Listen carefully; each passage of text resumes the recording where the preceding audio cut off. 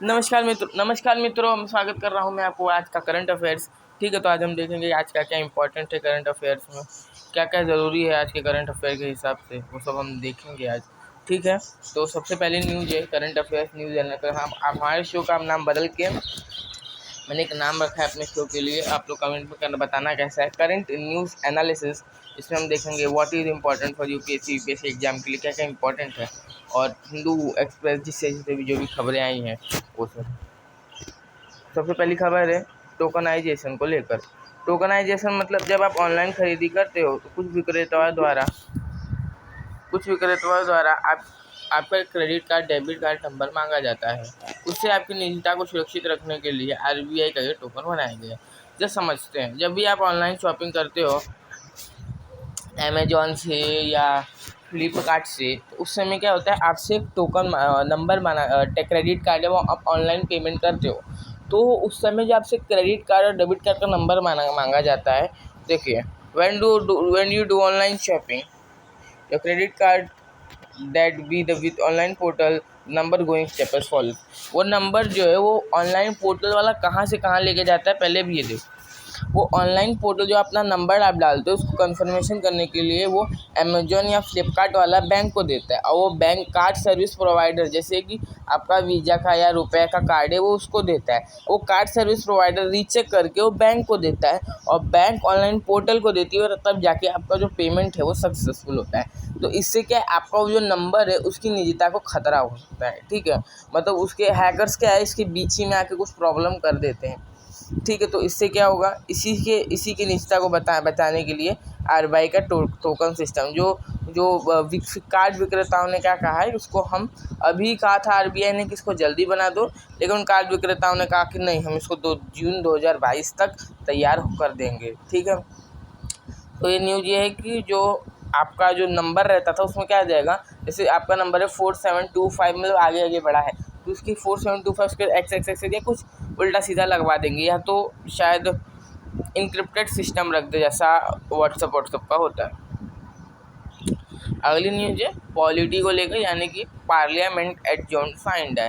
संसद को अनिश्चित काल के लिए स्थगित किया गया। अनिश्चित काल के लिए स्थगित किया गया, इसका अर्थ होता है कि संसद का कोई टाइम फिक्स नहीं है, वो अनिश्चित काल के लिए समय जो है वो स्थगित हो गई है। तो ये है न्यूज़।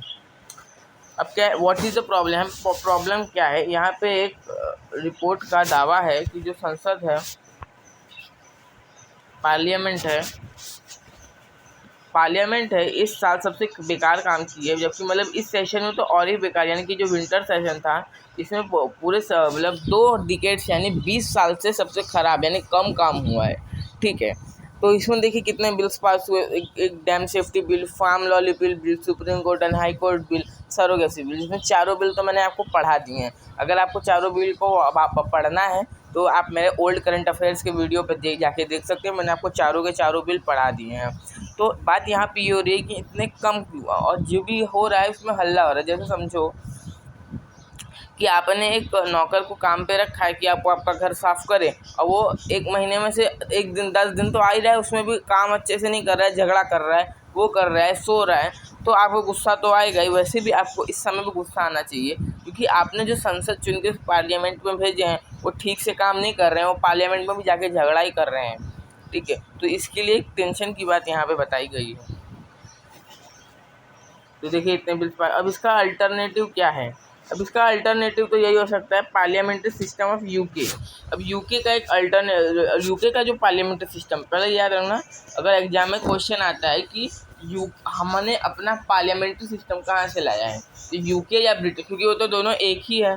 तो अगर ब्रिटेन ऑप्शन में रहा तो ब्रिटेन मार देना, और यूके रहा तो यूके मार देना। ठीक है, parliamentary system of UK that the parliament should work compulsory in a year and additional 20 days for opposition.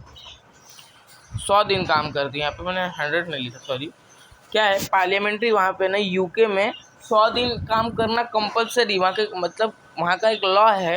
वहाँ पे तो आप जानते हो रिटर्न कॉन्स्टिट्यूशन नहीं है, तो वहाँ पे क्या है, वहाँ पे 100 दिन पार्लियामेंट को काम करना कंपलसरी है, और 20 दिन जो है वो अपोजिशन के लिए कंपलसरी है। मतलब 20 दिन अपोजिशन को मिलेंगे अपनी बात रखने के, क्योंकि आप जानते हो कि डेमोक्रेसी में अपोजिशन का कितना अच्छा रोल होता है।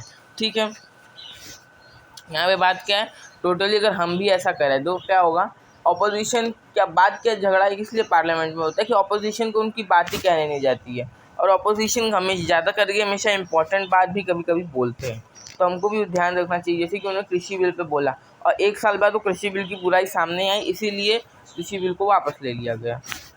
अब अगली न्यूज है, साइंस एंड टेक या हेल्थ से डेल्मिक्रॉन यानी Delta plus Omicron is equals to Delmicron, the weak variant of Delta and Omicron.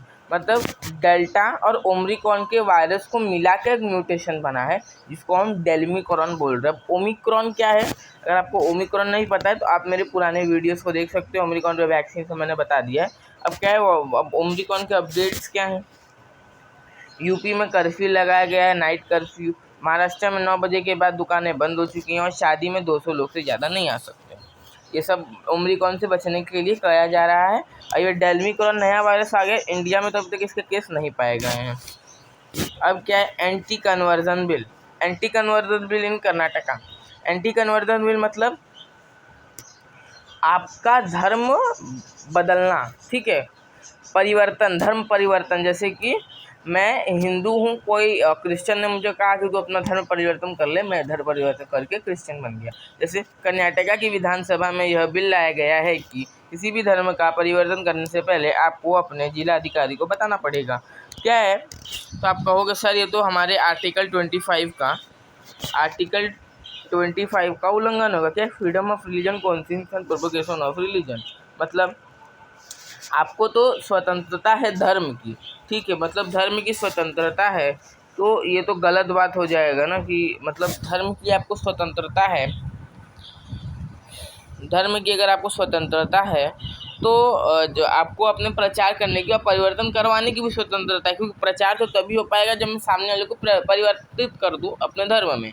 तो यहाँ पे क्या है कि फोर्सफुली नहीं होना चाहिए, यानी किसी भी धर्म को बदलने से पहले 30 दिन और धर्म बदलने के बाद 30 दिन बताना पड़ेगा, ठीक है। यानी कि यह लेकिन अगर आर्टिकल 25 के बेसिस पे देखा जाए तो ये बिल रद्द भी हो सकता है, यानी कि जब जब जब सब लोग लुभावन के, यानी कि ये सब लोग लुभावन के काम है, कार्यक्रम है, मैं सुप्रीम कोर्ट में जाते ही ये बिल रद्द हो जाएगा, ठीक है। लेकिन सुप्रीम कोर्ट में जाए तभी भी बड़ी बात है, शायद कर्नाटका वाले इसको ना लेके जाए कोई पीपल, क्योंकि सुप्रीम कोर्ट सीधा नहीं लेके जाता, कुछ केस करेगा तभी ये होता है। कर्नाटका को अगली खबर क्या है, कर्नाटका सिल्वर लाइन प्रोजेक्ट। बस इतना ही याद रखना है कि ये रेलवे प्रोजेक्ट है और इसका विरोध हो रहा है पर्यावरण को लेकर, ठीक है। ये रेलवे प्रोजेक्ट है और इसका विरोध जो है पर्यावरण को लेकर हो रहा है, बस इतना ही याद रखने की। कंक्लूजन बातें, इस पर लंबी लंबी बात कर भी सकते हैं, लेकिन कंक्लूजन पे आओगे जो आंसर में लिखने लायक है तो उतना ही है। मिनिस्ट्री ऑफ होम अफेयर्स ने क्या किया, it doesn't have any data of about lynching. Lynching मतलब भीड़ के द्वारा वध किया जाना। ये सब के डीप में मैंने तो अपने कई सारे वीडियोस में बता के रखा, ठीक है। मंत्रालय ने कहा कि लिंचिंग का अभी कोई डेटा नहीं है क्योंकि हम इसको कानून नहीं मानते, यानी अपराध नहीं मानते, इसके खिलाफ कोई कानून नहीं है, इसलिए एनसीआरबी ने इसके कई सालों से रिपोर्ट भी नहीं निकाली। 2017 से मैक्सिमम रिपोर्ट इसकी नहीं निकाली जा रही है। कारण इसका ये है कि उसके खिलाफ कोई कानून ही नहीं है, तो मेरे हिसाब से तो गलत बात है। इसके ऊपर एक कानून बनाना चाहिए संसद को, क्योंकि इट इज़ वेरी इंपॉर्टेंट, क्योंकि आप लिंचिंग करके किसी भी कॉन्स्टिट्यूशन को खतरे में नहीं डाल सकते हो। अब पैट्रियट्स वोटर कैंडिडेट, ये क्या है। चाइना में हांगकांग में चुनाव हो रहे हैं और ऐसा कहा जा रहा है कि जो देशभक्त रहेगा वही चुनाव के लिए खड़ा हो सकता है। इसमें हमारे जानने लायक बातें क्या हैं। जीएस पेपर 2 में कंपेयरिंग कॉन्स्टिट्यूशन नाम का एक सब्जेक्ट है, उसमें यह जरूरी है कि भारत में तो ऐसा कोई भी प्रावधान नहीं है, इसको इसीलिए हमको पता चलता है कि हमारा लोकतंत्र कितना अच्छा है और इस टाइम को अपने लोकतंत्र पर हमको गर्व होना चाहिए। मतलब क्या है, जो देशभक्त रहेगा वही चुनाव लड़ सकता है चाइना में, ठीक है। लेकिन ऐसा इंडिया में तो कोई प्रावधान नहीं है, इसलिए हमको अपने लोकतंत्र पर we are proud of our democracy, ठीक है। किससे इंपॉर्टेंट है, कंपेयरिंग कॉन्स्टिट्यूशन, जीएस पेपर 2 से।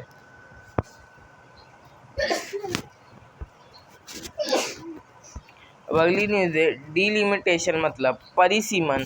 जम्मू कश्मीर में परिसीमन आयोग को बैठाया गया। परिसीमन मतलब जो लोकसभा, राज्यसभा या विधानसभा की सीटें होती हैं उनका बदलाव या मतलब घटाने बढ़ाने के लिए किया जाने वाला, इसको हम बोलते हैं परिसीमन यानी डिलिमिटेशन, आर्टिकल 82। बैठाया गया है। जम्मू को 6 सीटें मिली और जहाँ पे कश्मीर को 1 ही सीट मिली। ठीक है, मतलब जम्मू को टोटल 6 सीटें मिली हैं और कश्मीर को वहाँ पे 1 ही सीट जो है वो मिली है। जहाँ कुल सीटों की 114 है, मतलब 47 सीटें जो, मतलब पहले 46 सीटें थी जहाँ पे, तो वहाँ को बढ़ा करके 47 सीटें जो हैं वो कश्मीर को दे दी गई हैं। और जो हैं कश्मीर को 47 सीटें जो हैं वो कश्मीर को और 43 सीटें जो हैं वो जम्मू को दे दी गई। मतलब जम्मू में जो टोटल सीटें थी पहले वो 36 थी और अब उसको बढ़ा करके 42 कर दिया गया है, 43, यानी कि पहले 37 सीटें थी और 24 सीटें जो हैं वो पीओके के लिए रिजर्व करके रखी हैं। क्या है, टोटल सीट जो है कश्मीर में 114 हैं, 43 seats 47 to Kashmir and 24 seat, देखो जम्मू को टोटल 43 सीट मिली है और जो 47 सीटें हैं वो कश्मीर को मिली है और 24 सीट जो पीओके के लिए यानी पाक ऑक्यूपाइड कश्मीर के लिए रिजर्व की गई है। अब क्या है, रिमूव और आसपा फ्रॉम नागालैंड। ठीक है, नागालैंड नागरिकों को मारने की घटना, जब नागालैंड में जो मारने की घटना हुई थी नागरिकों को, तो उससे क्या हो रहा है कि आपने सुना होगा कि आसपा की जो मतलब आसाम राइफल्स से उन्होंने 13 नागरिकों को मार दिया था। ठीक है, मतलब का, इसीलिए वहाँ पे आसपा हटाने के बाद की जा रही है। इसीलिए केंद्र सरकार ने वहाँ पर आसपा को हटाने की कमेटी बैठाई है। ठीक है, आस्था हो गया, यहाँ पे बोल के मैं करता हूँ इसलिए प्रॉब्लम हो जाती है, इसलिए आसपा कर लेना। यहाँ पे आसपा यानी armed forces special powers act. ठीक है, वहाँ पे हटाने की बात की जा रही, कैबिनेट ने वहाँ पे हटाने की बात की है। अब क्या है, बूस्टर डोज फॉर कोरोना। यहाँ पे बात क्या हो रही है, बूस्टर डोज ऑफ कोरोना की। मैंने बूस्टर डोज के ऊपर स्पेशल वीडियो बना के रखा है, आप चाहें तो उसको देख सकते हैं। That the person fully vaccinated in April 21 are going to be